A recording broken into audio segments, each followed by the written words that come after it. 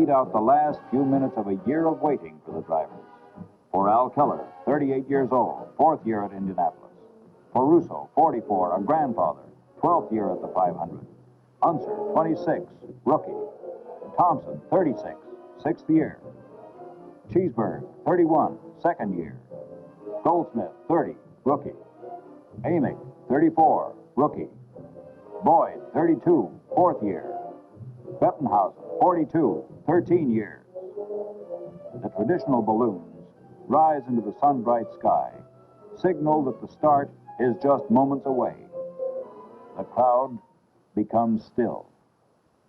Tony Holman, Speedway president, speaks the words that bring the waiting to an end. Gentlemen, first are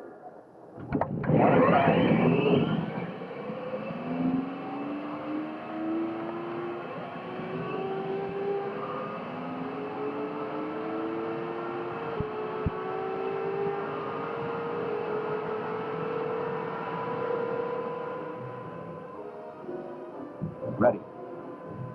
Ready. Together, you and your crew have planned, adjusted, balanced, tuned for this moment. Suddenly, the time is now. And you are alone again. All crews are signaling they're ready. Tony Holman signals for the pace lap to begin.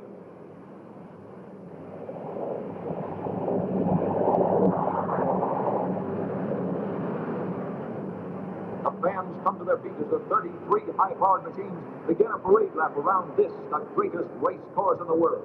The cars file out of the pit area onto the track to form the traditional 11 rows of 3 abreast. The back straightaway and the cars bunch together. The 3 cars that belong in front are not in position. Driver Bob Beat is signaling to slow down. The first 3 cars have pulled out of the pits ahead of the pace car and must get around the track and into position before they cross the starting line. The 3rd turn, the 2nd row drivers still in front are holding back the field, waiting for Rathman, Elysian, and Reese.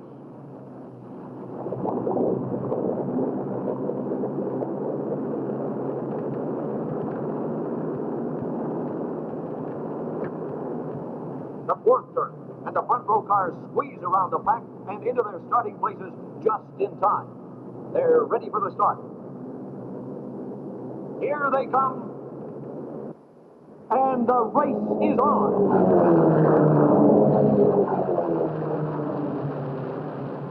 Through the first turn, Dick Rathman out in front, Elysian right behind him.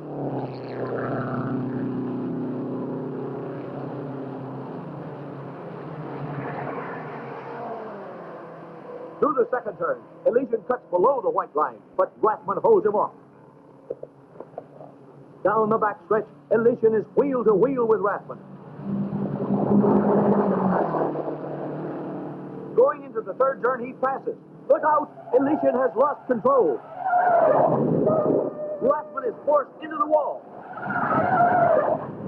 Slow motion cameras capture Pat O'Connor hurtling over Jimmy Reese.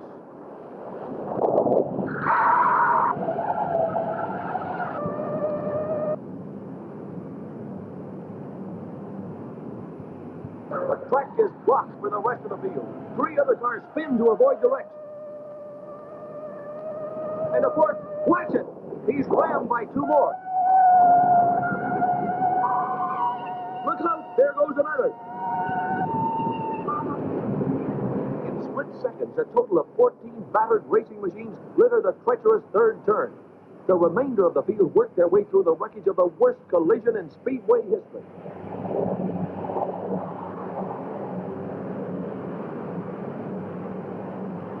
In the pits, mechanics are baffled. Their drivers should have come around long ago. Some of the cars are pushed clear of the track. Others must wait for the tow truck.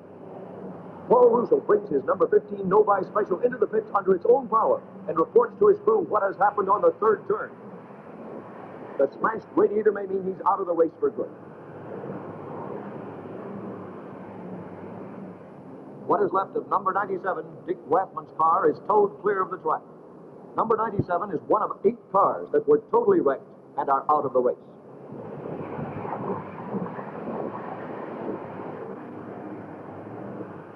Gene Marcinak, mechanic for the Novi, is ready to call it quits. But driver Russo calls for tools. He wants to run again.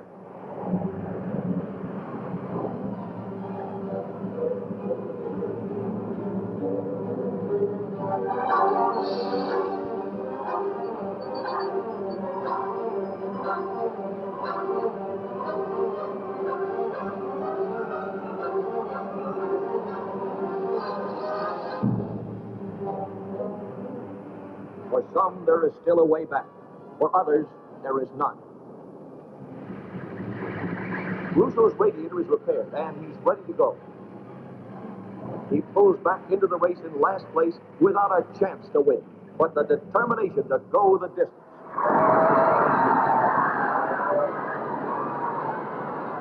After 18 caution laps, the track is cleared, and the green flag signals for high speed. Bryan in car number 1 is in first. Bettenhausen in number 33 is second. Eddie Sachs is third.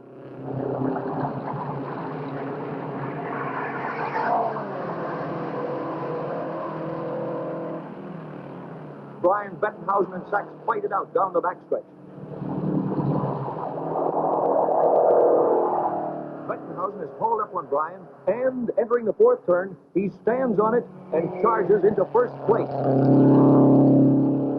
Here they come down the front straightaway. There's a new threat. Amick, a rookie in yellow number 99, has taken third. Bettenhausen is pushing the pace to 141 miles per hour. As the leaders battle their way around the oval, Bryan's crew waits. Can their car run in front? Only Bryan has the answer. Out of the fourth turn, Bryan jolts the throttle of his Milan Special and passes Bettenhausen on the outside. Rookie Amick comes up fast on the inside, passes Bettenhausen, and makes his bid for first. Bryan, riding high in the groove, dips down to hold the lead.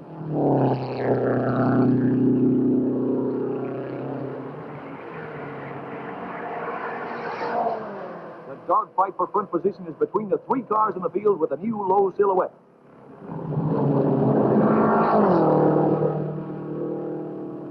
Coming onto the main straight, it's Amick out in front.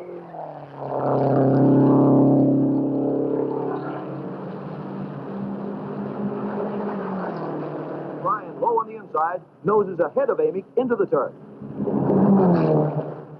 But Amick, riding faster in the groove, comes into the second turn on top.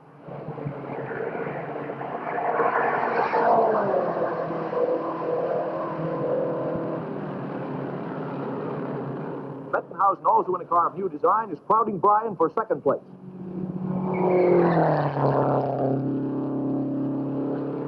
Bryan and Bettenhausen charge down the main straightaway inches apart. But where's Amick? At 118 miles, the terrific pace has brought Amick, the first of the leaders, into the pits. Starting in 25th position, Amick has had to charge all the way to run in front. A sensational effort by a driver in his first 500 tries. With Amick in the pits, Johnny Boyd in his white number 9 takes over third place. Jim Bryan wheels into the pits.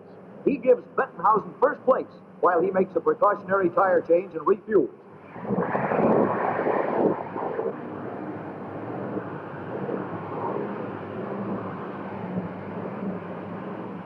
Bettenhausen is driving hard to widen the gap.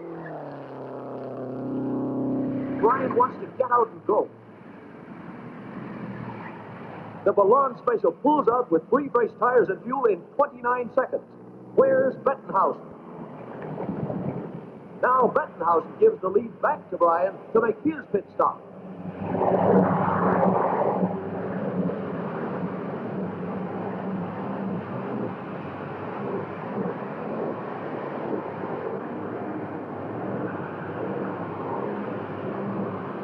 Bryan rockets off the fourth turn and heads for the main straightaway. 40 seconds.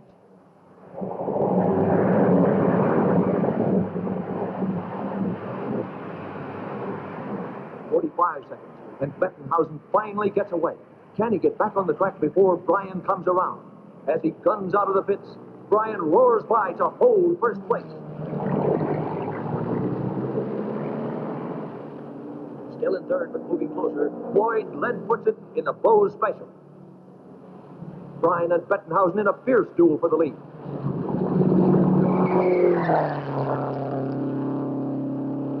Boyd now only seconds behind.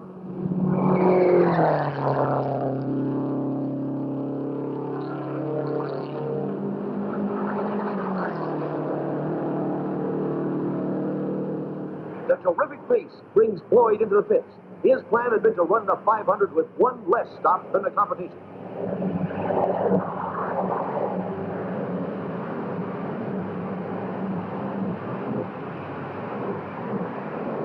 Bryan and Bettenhausen blister the track, and precious seconds tick away for Boyd.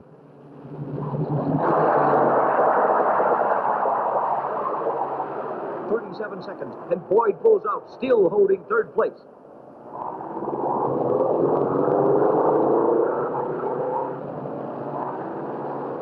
He has a job to do to catch the front runners. Bryan and Bettenhausen on the back stretch now. Bryan still in front, with Bettenhausen glued to his tail. There they go. These are the lonely miles after the first pit stop. 125 miles down, 375 to go. The fans settle back to watch the hours take their toll. It's just a matter of time. This is the test. The challenge of nerve and stamina. The next 60 laps grind more rubber into the brick and asphalt, burn more fuel supplies down, drain more strength from weary muscles. 275 miles down, 225 to go. And it's time to pit again. Bryan pits, and the lead goes to Bettenhausen. Boyd runs in front as Bettenhausen pits. Boyd pits. Bryan charges back into first. Jim Rathman, Dick's brother, comes into the pits too fast and spins on the apron.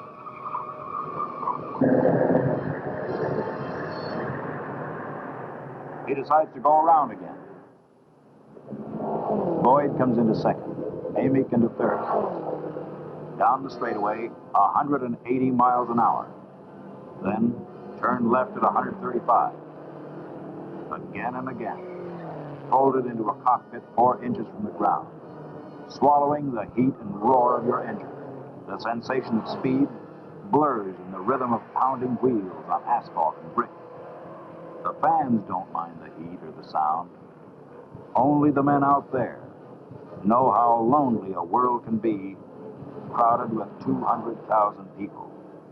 Through the monotonous, brutal miles from 300 to 400, the leaders set a torturous pace. After 3 hours, only 14 cars still running.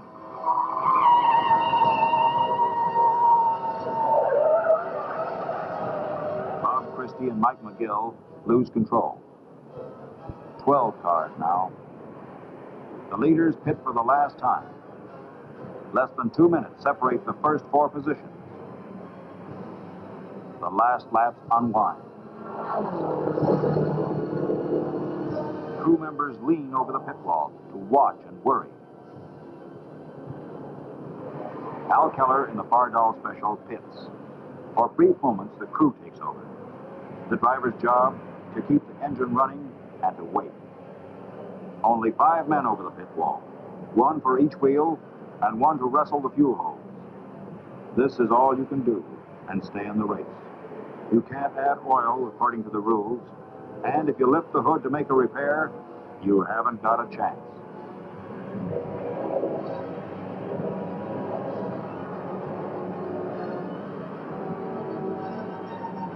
"42 seconds and away."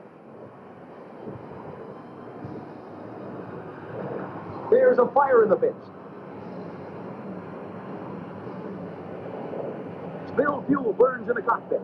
The safety crew works frantically to smother the flame, burning only inches away from the fuel tank. Dempsey Wilson has to get out. The car's through for the day.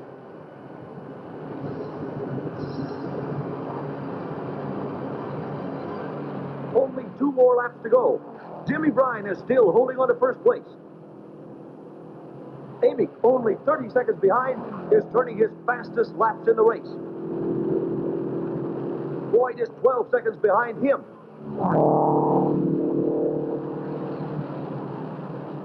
There's the white flag pointing at Bryan. The last lap. Only 1 more lap to go.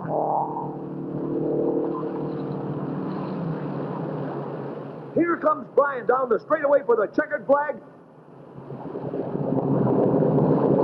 And he wins the 42nd Indianapolis 500. Rookie Amick finishes second. Johnny Boyd finishes third. And the checkered flag whips for Al Keller in the Bardol Special. Jimmy Bryan wheels his beloved AP Special down the pit area, heading for victory. The crowd stands and cheers the man who, numbed by heat and fatigue, deafened by the roar of his engine, his face bitten by wind and dirt, went on to win the toughest 500 ever in 3 hours and 44 minutes. Jimmy Bryan started in 7th place in his 7th year at the 500 to take first place, matching the big number 1 on his car. The second man in history to combine the national championship title and a 500 victory in the same year. Jimmy Bryan has won $105,000, his part of $305,000, the biggest purse in 500 history. This is a dream come true.